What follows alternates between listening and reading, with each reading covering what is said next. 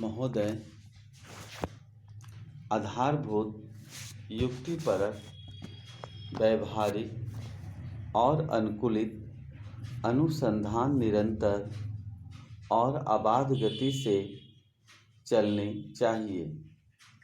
नीतिगत प्रश्नों को सुलझाने के लिए अधिक अनुसंधान प्रयासों की आवश्यकता होगी, क्योंकि अंततः इन्हीं के आधार पर उत्पादन प्रणालियों को अपेक्षित स्थायित्व मिल पाएगा।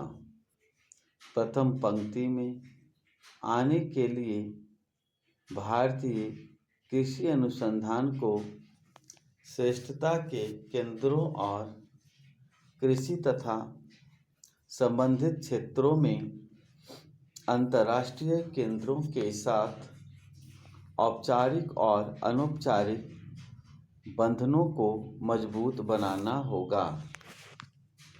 बदलते परिवेश में किसी भी तंत्र की दक्षता और प्रभावशीलता परखने के मानदंड भी मात्रात्मक से गुणात्मकता की ओर परिवर्तित हो रहे हैं।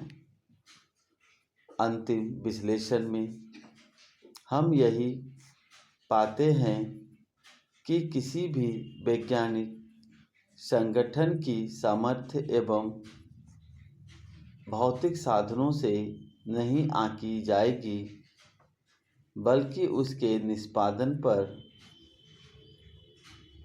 आधारित होगी। कृषि अनुसंधान में प्रभाव मूल्यांकन अभी तक अनुसंधान में किए गए निवेश और नई तकनीकों के प्रसार और अंगीकरण के आर्थिक लाभों को लेकर ही मुख्यतः आंके गए हैं। प्रभाव मूल्यांकन से यह पता चलता है कि कृषि अनुसंधान के अंतिम सुफल प्राप्त करने में आर्थिक नीतियों और प्रौद्योगिकी की परस्पर क्रिया का क्या प्रभाव पड़ा।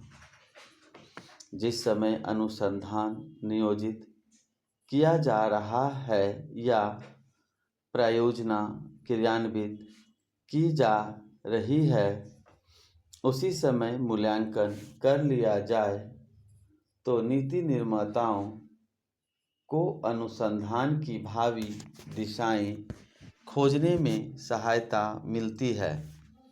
अतः इस बात की तीव्र आवश्यकता है कि राष्ट्रीय कृषि अनुसंधान प्रणाली में उसकी क्षमताओं को आंकने के लिए आंतरिक समीक्षा का कार्यक्रम चलाया जाए, ताकि प्रभाव मूल्यांकन की अंतर्निहित व्यवस्था मजबूत बने। इस तरह के अभ्यासों से अनुसंधान कार्यक्रमों में व्याप्त रिक्तियों की पहचान होगी और कार्यालय की कमजोरियों को दूर करके जहां जरूरी है वहां काट छांट या मजबूत बनाने का निर्णय लिया जा सकेगा। इसके साथ ही उपलब्धियों और बाधाओं का सही विवेचन करने तथा खेतों तक पहुंचाने के लिए तैयार तकनीकों को पहचानने में मदद मिलेगी। कृषि के फलस्वरूप आए व्यापक परिवर्तन का प्रभाव बहुत स्पष्ट है। जैसे कि सन 1961 में प्रति व्यक्ति खाद्यान्न की कुल उपलब्धता 468 ग्राम थी, जो कि 55 साल बाद सन 2001 में 40% बढ़कर 2 किलो प्रति व्यक्ति प्रतिदिन हो गई। 101 करोड़ की आबादी को देखते हुए यह उपलब्धियां थोड़ी नहीं हैं।